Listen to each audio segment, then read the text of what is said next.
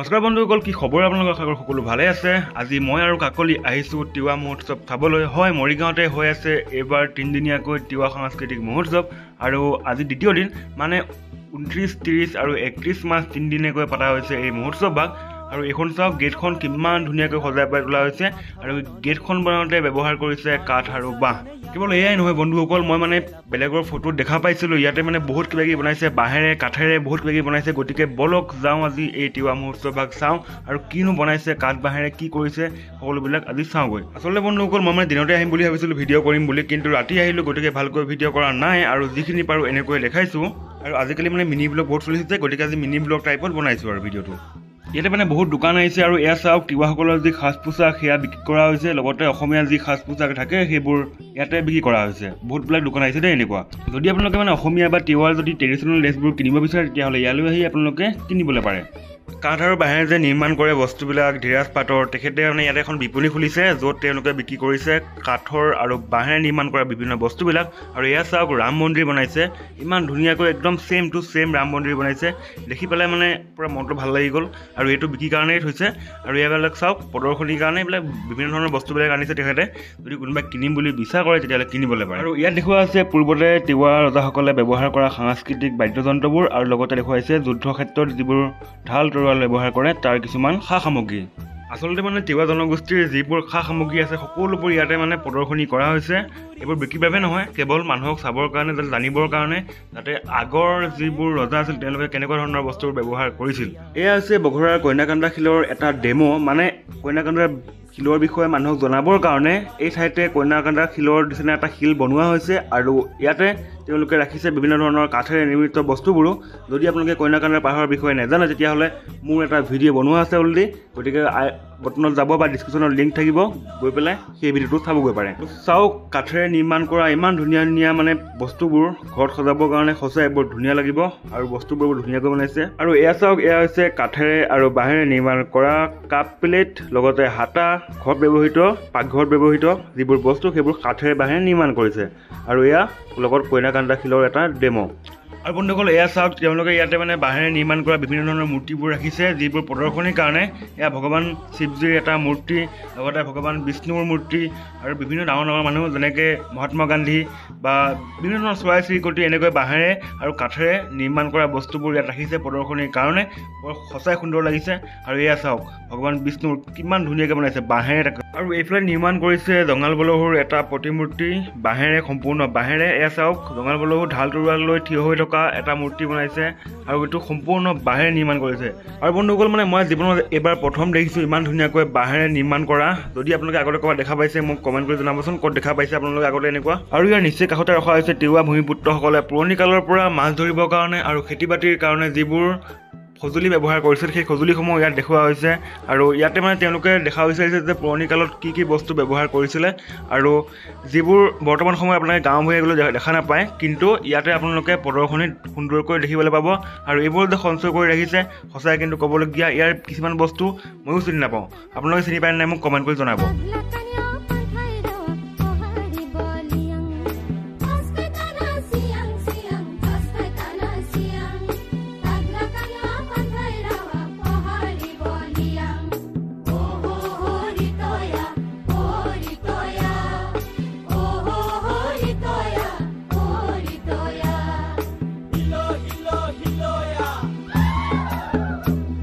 বৰ্তমান বহাগ বিহু নিশ্চয় ওচৰত, বিহুত যে নাচনীয়ে বজায় গগনা, সেই গগনা দেখুওৱা হৈছে ইয়াতে, লগতে এটা ঢেঁকী দেখুওৱা হৈছে।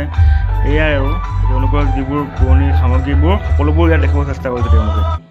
বন্ধুসকল, যদি আপোনালোকে ইয়াতে খাবলৈ বিচাৰে, তেতিয়াহ'লে ভাত খাব পাৰিব। এইখন হৈছে মিচিং পাকঘৰ, এখন দোকান দেখা পালোঁ, মই তাকে দেখাই নিবোৰ এবাৰ, কাৰণ ইণ্টাৰেষ্টিং। ইয়াতে মানে আপোনালোকে পাব টোপোলা ভাত, বাঁহগাজৰ গাহৰি, পিঠাগুড়ি মাংস, মিচিং জনজাতিৰ বিভিন্ন পৰম্পৰাগত যিবোৰ খাদ্য থাকে সেই সকলোবোৰ এইখনতে পাই যাব।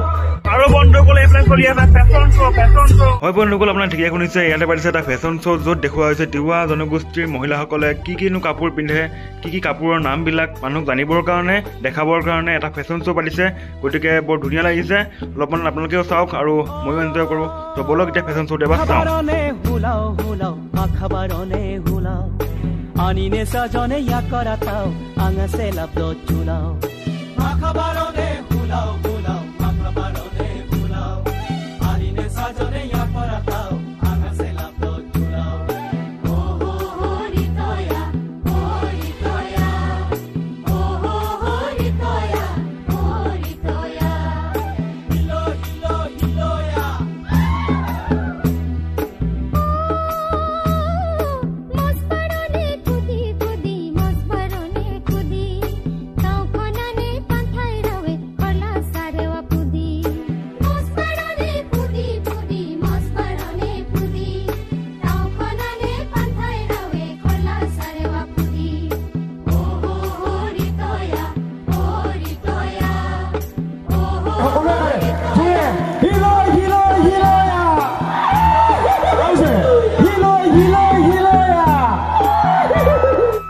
ৰিচেপশ্যনটো শেষ হোৱাৰ পিছতে আমি অলপ ওলাই আহিছোঁ বজাৰৰ ফালে এবাৰ ঘূৰিম মানে বহুত দোকান চোকান আহিছে গতিকে অলপমান ঘূৰিম বুলি আহিলোঁ আৰু কাকলিয়ে বোলে এতিয়া খাই এটা আইচক্ৰীম চ' এটা আইচক্ৰীম ল'বলৈ আহিলোঁ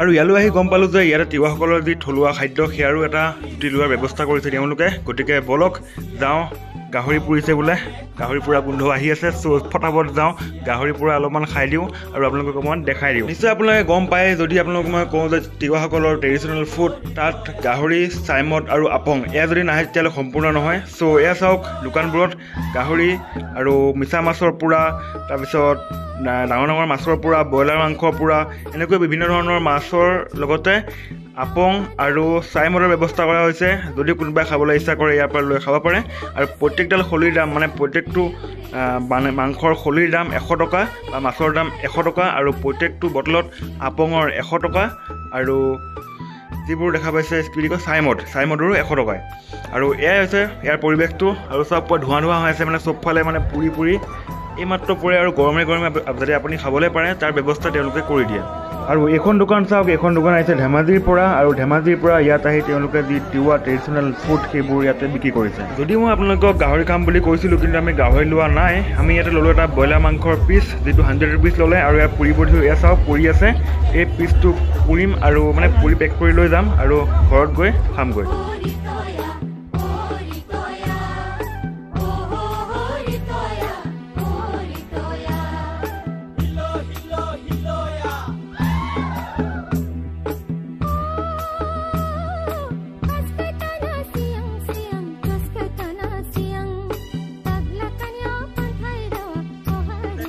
খালি চিকেন পুৰা লৈছোঁ চিকেন পুৰাটো পুৰি পেক কৰি লৈছোঁ আৰু একে ৰুমতে খামগৈ ভাতৰ সৈতে খামগৈ আৰু মানে এইফালে বেছিকে ভিৰ আৰু এনেই মানে বাকী প্ৰগ্ৰেম চগ্ৰেমতো ভিৰ আছে কিন্তু ইমান বেছি ভিৰ নাই কিন্তু ইয়াৰ মাৰ্কেটত সোৱাদ মানে বেছি ভিৰ তাতে আৰু তিৱাসকলৰ তেওঁলোকৰ মানে ট্ৰেডিশ্যনেল হয় যে গতিকে এই ট্ৰেডিশ্যনেল ফুডবোৰ খাবৰ কাৰণে চব মানুহ আহি যায় আৰু ইয়ালৈ আৰু তিৱা বুলি নহয় মানে যিমান আছে মৰিগাঁৱৰ মানুহ আৰু বহুত দূৰ ঠাইৰ পৰা অসমৰ বিভিন্ন ঠাইৰ পৰা মানুহবিলাক আহিছে আৰু ইয়াতে খাইছে আৰু এতিয়া আমি দেৰিকৈ চিন্তা যাওঁগৈ আজি এই মিনি ব্লগটো কেনেকুৱা পালে কমেণ্ট কৰি জনাব আৰু যদি ভাল পায় তেতিয়াহ'লে ভিডিঅ'টো লাইক কমেণ্ট কৰিব শ্বেয়াৰ কৰিব আৰু চেনেলটো ছাবস্ক্ৰাইব কৰি দিব অ'কে বাই বাই আনি নেচা জনে চনা নে খাই দং আঙে চালাও ল খাই দং